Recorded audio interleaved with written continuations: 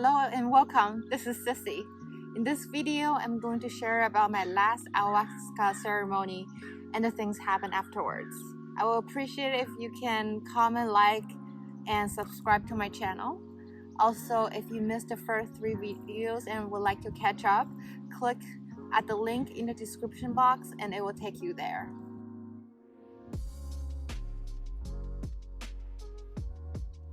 Here's what I wrote. It was the most spiritual night I've ever had. I found my soul split and I merged with my soul. And the journey began even before the official ceremony. What did I learn? That I need to let go of my expectations and let universe take the course. It was easy when I was in the flow. Having my expectation add restrictions and led to disappointment, confusion, and even hardship. At the end of my third ceremony, I was quite confused because I felt like Mama Aya did not answer my quest, that I still haven't gained the clarity that I was looking for. Also, on Thursday morning, I started spotting. Thursday's ceremony was supposed to be the longest ceremony of the week. It lasts from 7 p.m. to 5 a.m. And the ceremony was hosted by the Colombian shaman. According to their tradition, women on their menstrual cycle are just as powerful as people who have ayahuasca in them. So they don't recommend women on their period to attend the blessing and rather having the guests sit out of the ceremony. Given all the effort that I've made to go to Costa Rica for ayahuasca ceremony, I was not going to be happy if I had to sit out on the ceremony. So I was stressed the whole day. And I know that I cannot lose my integrity with ayahuasca because the medicine was so powerful that I cannot lie to her. Also, I didn't want to miss the ceremony because they're just so important. I talked to multiple guests, expressed my concern, and one of the guests told me, why don't you go write Mama Aya a letter and see where that led? I was at my wet's end, so I went back to my room and I wrote the letter to Mama Aya, and here's what I wrote. Mama Aya, tonight is the longest ceremony of the week, and I'm having a little spotting. I pray that the spotting go away so that I can experience the sacred circle. My intention tonight is to fully merge with my little girl, heal my heart, because only then I can receive the message from you. Please love me and guide me with your gentle heart. Regards, Sissy. May 27, 2021. I wrote this letter after lunch, and then I just went on with my day. Around 5 p.m., I wrote another journal entry. It happened so fast. The universe worked so fast. When I was grounded, humble, and sincere, it is full of miracles. Mama Aya answered my prayers. It's not time for my period, and not only she took it away, she helped me to purge before the ceremony. I'm so grounded right now. I've never felt so grounded and grateful like this. I can't even believe I'm saying and feeling this way. I got it. This incident is so humble. I truly surrender. I let go of my old idea of how my life should have turned out. I am following the divine guidance. This is it. Love. I love everyone and everything. Thank you, Mindy, to tell me to write the letter to Mama Aya. It worked so quickly. It's a miracle. It took me a while, but I'm so glad that I get it now.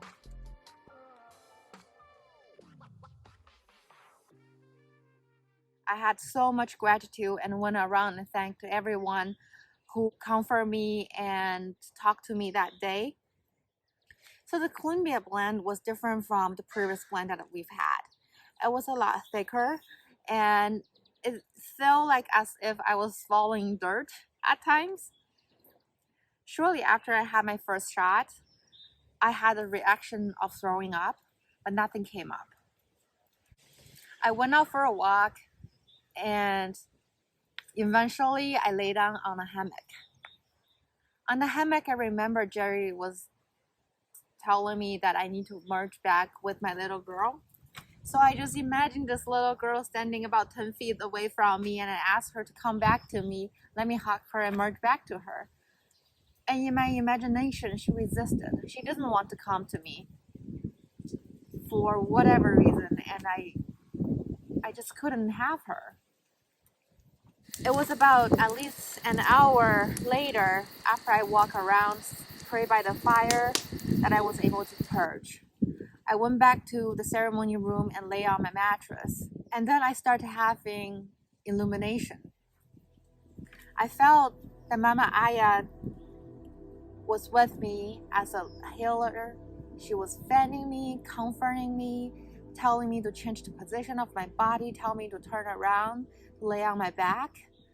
I only know it was my illumination because I opened my eyes later and saw nothing, but I still felt her presence. And then at that moment, I remember Jerry told us during the ceremony to look at our hands, to see if there are lights coming through the hands or see if we could see an eye in the middle of our palm. So I started to look at my hands and I didn't see anything other than the shape of my hand. And I thought to myself, my hands are beautiful.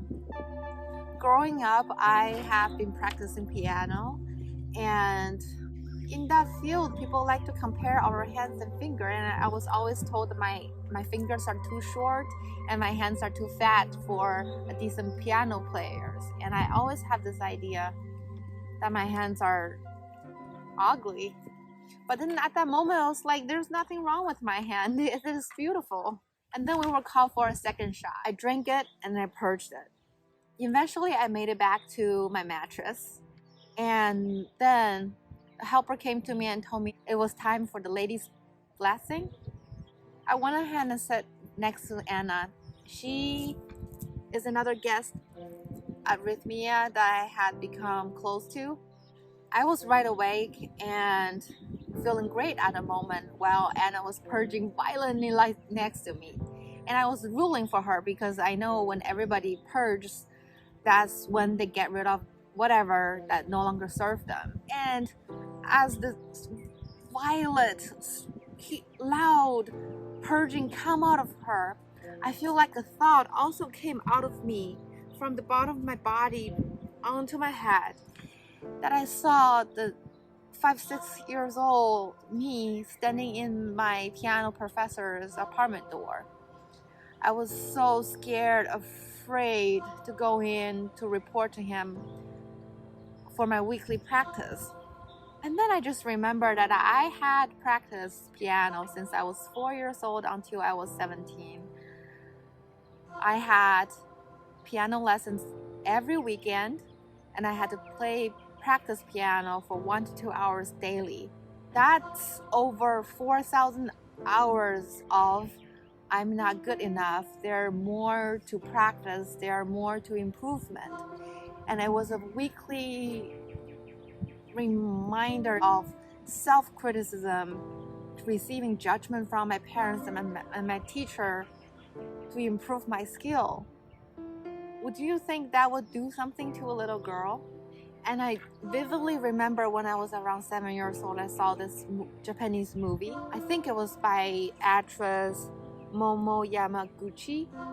In the movie, she portrayed this underprivileged, talented piano player who at first didn't have the resource to play with a real piano, so she had to play on a cardboard. And then later she got into a piano academy and she practiced so hard that her finger bled. From that movie, my mom got inspiration to place a little Hummer next to my piano, and she told me that she reserved the right to use the Hummer on me when I made a mistake. And I also remember around that time. Maybe I was 7 years old. There was one day I was practicing. My mom was in the kitchen while my dad was in the living room sitting behind me reading a newspaper.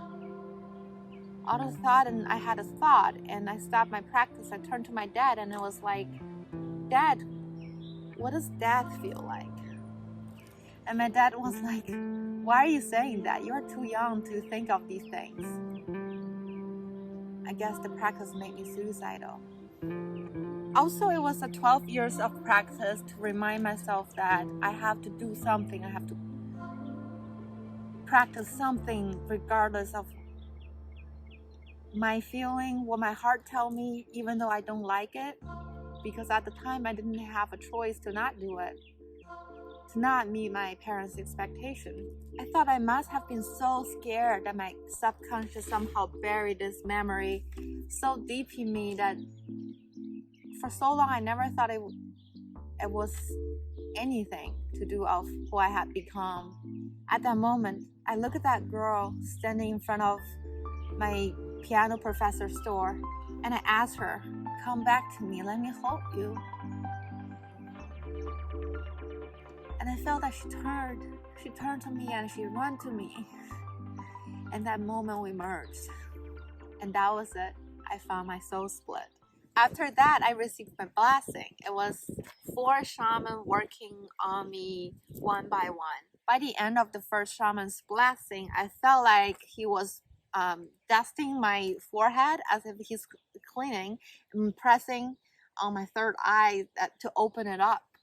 It was wonderful. I felt so blessed. And after my blessing, I went outside and I saw a mattress and with pillow and blanket waiting there for me.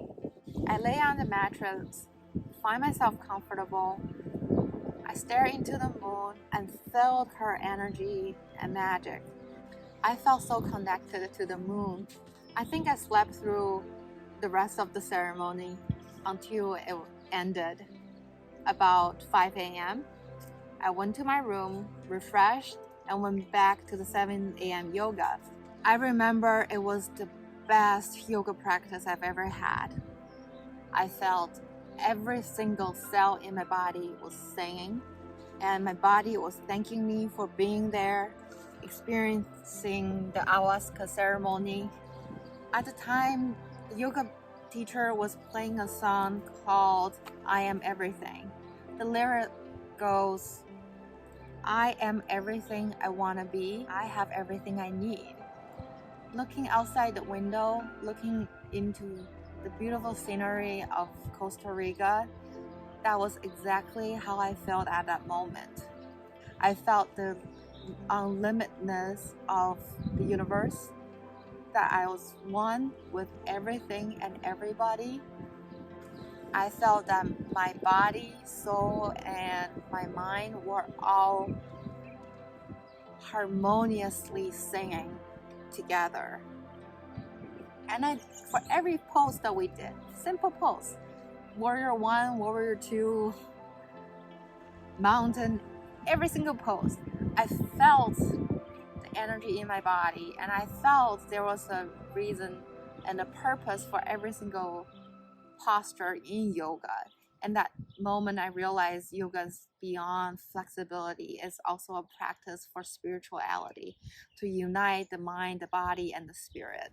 Towards the end of the yoga class was Savasana.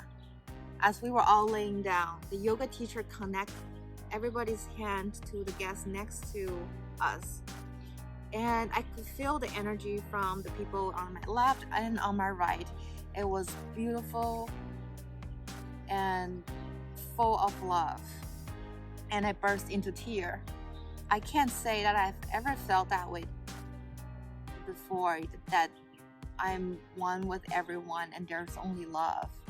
And at that moment, I feel like I've received my miracle. I received my miracle in the yoga class. The rest of Friday and Saturday was just continually feeling blessed. Everywhere I go, everyone I talk, I feel incredibly connected to all the other guests. Saturday evening, we had our last breath work, and I went all out. I tuned, I moved, I hold my breath, I breathed really hardly, and in the midst of breath holding, I felt tingling in my finger and felt dizziness in my head. And all of a sudden, as I was closing my eyes, I saw this dark blue indigo color and shape in front of me, moving along with the music. It was simple yet so beautiful and elegant. I was wondering if that was divinity or that was my dizziness. And then, as I continued to hold my breath and close my eyes, all of a sudden, I see a lion, a head of a lion. Think Mufasa, turning his head slowly from left to right.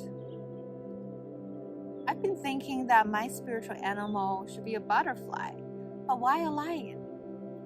And then gradually I see the strange tarot card in front of me.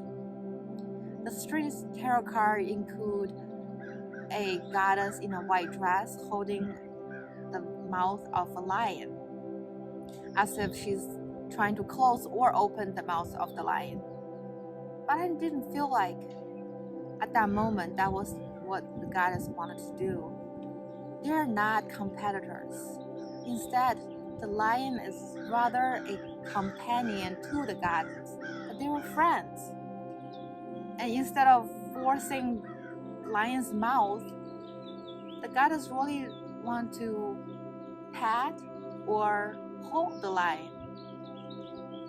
In that moment, I realized that both the goddess and the lion had been a part of me.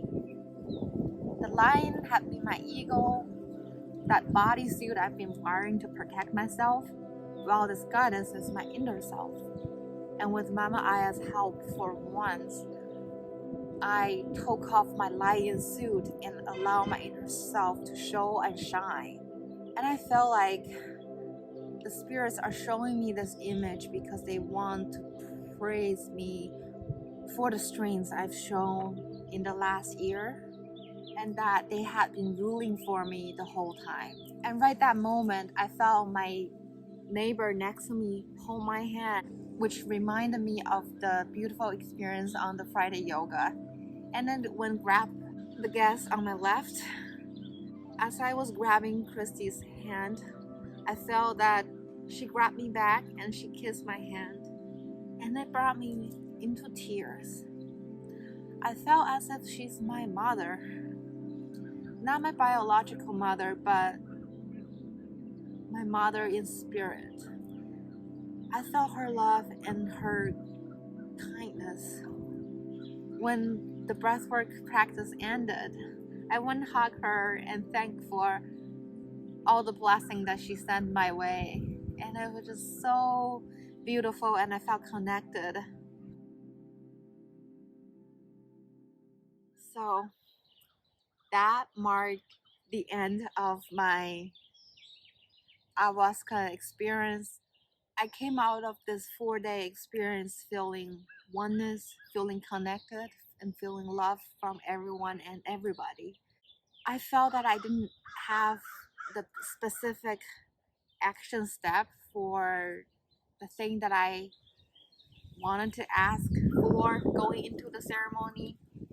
But with this feeling of connection and oneness, I do have the clarity of things and people in my life that it should help me to make decisions.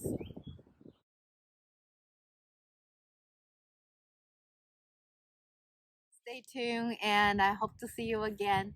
Don't forget to like, subscribe, and comment on this video to share what you think. I will see you next time. Thank you.